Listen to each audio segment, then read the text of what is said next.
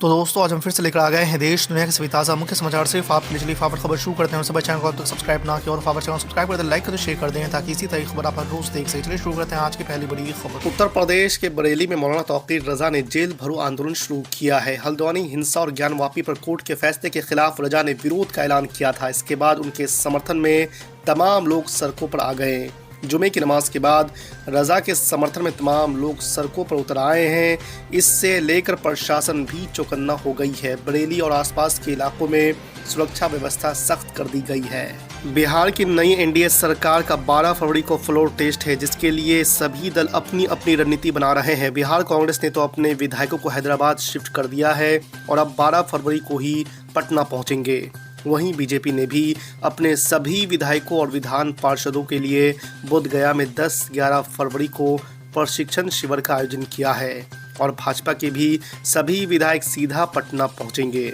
वहीं दूसरी तरफ सीएम नीतीश कुमार की पार्टी ने भी विधानमंडल दल की बैठक 11 फरवरी को बुलाई है। बहुजन समाज पार्टी प्रमुख मायावती की ब्लैक पेपर और श्वेत पत्र पर प्रतिक्रिया आई है। मायावती ने कहा है कि कांग्रेस पार्टी और भाजपा के बीच अगले लोकसभा आम चुनाव से पहले गंभीर आरोपों प्रत्यारोप की आपाधापी और ब्लैक पेपर और व्हाइट पेपर जारी करके एक दूसरे को गलत जन विरोधी अधीर साबित करने का खेल चुनावी स्वार्थ के सिवा कुछ भी नहीं। भारतीय किसान यूनियन के राष्ट्रीय प्रवक्ता राकेश टिकैत ने कहा है कि 16 फरवरी को पूरे देश में चक्का जाम किया जाएगा। 14 मार्च को किसान दिल्ली के लिए कूच करेंगे। इसके लिए किसान तैयारी कर ले। उन्होंने कहा है कि सरकार वादा खिलाफी कर रही है। किसान एमएसपी की मांग कर रहे हैं लेकिन सरकार नहीं दे रही है। दिल्ली के मुख्यमंत्री अरविंद केजरीवाल ने दिल्ली वालों को बड़ी राहत दी है। केजरीवाल ने कहा है कि उन सभी लोगों के पानी के बिल माफ किए जाएंगे जिन्हें कोरोना काल में गलत बिल मिले थे। उन्होंने कहा है कि लोगों को ये बिल भरने की जरूरत नहीं है और जल्द ही इन बिलों को माफ कर दिया जाएगा। केजरीवाल ने यह ऐलान उस वक्त किया जब वो गुरुवार को दक्षिण पश्चिम दिल्ली के पालम इलाके में एक स्कूल भवन की आधारशिला रखने पहुंचे थे। लोकसभा चुनाव 2024 के ऐलान में अब करीब 1 महीने का ही वक्त बचा है। चुनाव आयोग की टीमों ने आंध्र प्रदेश का दौरा कर लिया है और वहां चुनाव की तैयारियों का जायजा लिया है। अब 20 फरवरी को आयोग की टीम बिहार दौरा करेगी और उससे पहले ही 15 तारीख को उड़ीसा में टीम पहुंचेगी। इस टीम में मुख्य चुनाव आयुक्त राजीव कुमार समेत 8 अधिकारी शामिल होंगे। देश के पूर्व प्रधानमंत्री चौधरी चरण सिंह को भारत रत्न सम्मान मिलेगा। प्रधानमंत्री नरेंद्र मोदी ने लोकसभा चुनाव 2024 का बिगुल बजने से कुछ ही दिन पहले ये बड़ा ऐलान किया है। इसके गहरे राजनीतिक मायने हैं। चौधरी चरण सिंह पश्चिमी यूपी के रहने वाले थे और उनका यूपी की सियासत पर गहरा प्रभाव था। इसके अलावा हरियाणा, राजस्थान, पंजाब समेत कई राज्यों के जाट समाज के लोग भी उनसे भावनात्मक जुड़ाव महसूस करते रहे हैं। 27 फरवरी को 15 राज्यों की कुल 56 राज्यसभा सीटों पर चुनाव होना है। महाराष्ट्र की 6 सीटें भी इसमें शामिल है। बीजेपी, शिवसेना और एनसीपी गठबंधन को इनमें से 5 सीटों पर जीत मिलने की उम्मीद है। वहीं बीजेपी ने इनमें से 3 सीटें अपने पास रखी है क्योंकि उसके पास 3 सांसद चुनने का ही संख्या बल है, जबकि एक सीट एकनाथ शिंदे और अजित पवार की पार्टी को आवंटित की है। इंडिया गठबंधन को अलविदा कहकर रालोद प्रमुख जयंत चौधरी के एनडीए में शामिल होने की अटकलें तेज हो गई है। एक तरफ रालोद नेता अटकलों को खारिज कर रहे हैं तो दूसरी तरफ भाजपा के प्रदेश अध्यक्ष भूपेंद्र चौधरी ने कहा है कि राजनीति में किसी भी संभावना से इनकार नहीं किया जा सकता। वहीं अखिलेश यादव को उम्मीद है कि जयंत चौधरी भाजपा को हराने के लिए उनके ही साथ रहेंगे। झारखंड के मुख्यमंत्री चंपाई सोरेन ने बुधवार को एक बड़ा ऐलान किया है। सूबे के लोगों को अब 125 यूनिट मुफ्त बिजली मिलेगी। मुख्यमंत्री चंपाई सोरेन ने ऐलान किया है कि बिजली सब्सिडी में जल्द वृद्धि की जाएगी। उपभोक्ताओं को अब 100 यूनिट की जगह 125 यूनिट बिजली मुफ्त देने के साथ ही सभी वंचित टोलों में भी बिजली पहुंचाई जाएगी। उत्तराखंड के पुष्कर सिंह धामी सरकार ने नागरिक संहिता विधेयक यानी यूसीसी विधेयक को विधानसभा सत्र में पारित कर दिया है। मंगलवार को सदन के पटल में यूसीसी विधेयक पेश किया गया था।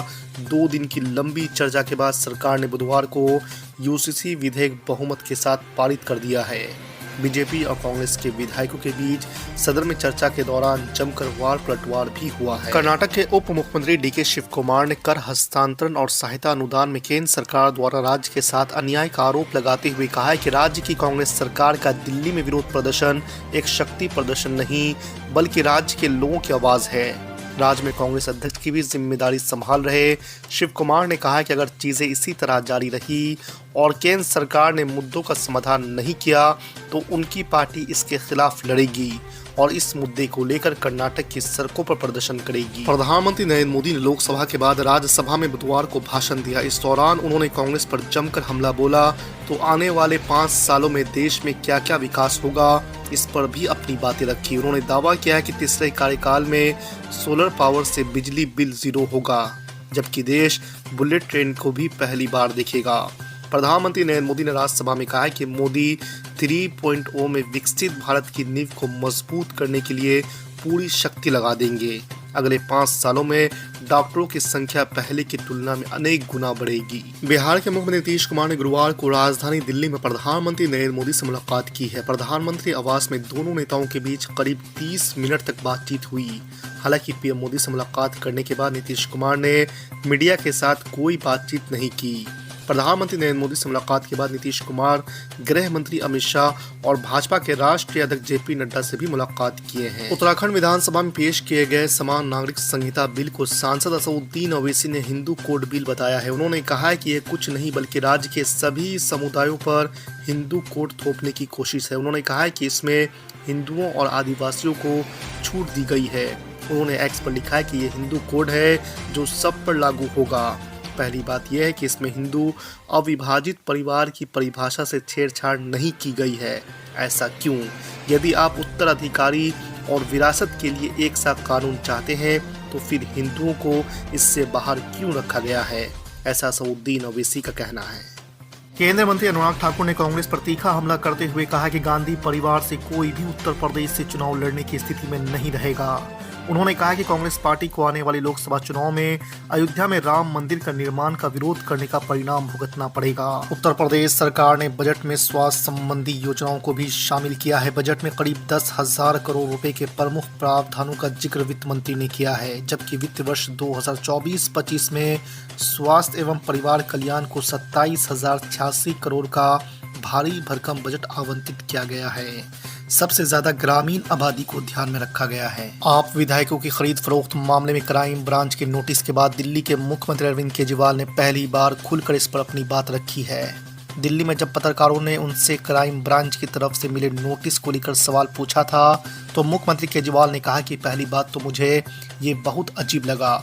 मैं ये सोच रहा था कि मुझे बहुत दया आ रही थी उस अफसर पर जिस क्राइम ब्रांच के अफसर को इन्होंने भेजा था। चंडीगढ़ मेयर चुनाव में बैलेट पेपर से छेड़छाड़ करने के आरोपों में सुप्रीम कोर्ट ने अहम टिप्पणी की है। शीर्ष अदालत ने सोमवार को केस की सुनवाई करते हुए कहा कि ये साफ है कि चुनाव अधिकारी ने बैलेट पेपर्स में गड़बड़ी कर दी। बेंच की अध्यक्षता कर रहे चीफ जस्टिस DY चंद्रचूड़ ने कहा, क्या इस तरह से चुनाव कराए जाते हैं? यह लोकतंत्र का मजाक है, यह लोकतंत्र की हत्या है। हम हैरान हैं, इस शख्स पर केस चलना चाहिए। क्या चुनाव अधिकारी का ऐसा बर्ताव हो सकता है? नीतीश कुमार के पाला बदल के बाद भी बिहार में सीएम नहीं बदला है, लेकिन सरकार नई है। अब महागठबंधन की बजाय एनडीए सत्ता में है और उस सरकार का 12 फरवरी को फ्लोर टेस्ट होना है। उससे पहले कांग्रेस ने राज्य के अपने 19 में से 17 विधायकों को हैदराबाद भेज दिया है। कांग्रेस के रणनीतिकारों का मानना है कि नीतीश कुमार की नई सरकार के लिए समर्थन जुटाने में उनके विधायकों का इस्तेमाल हो सकता था।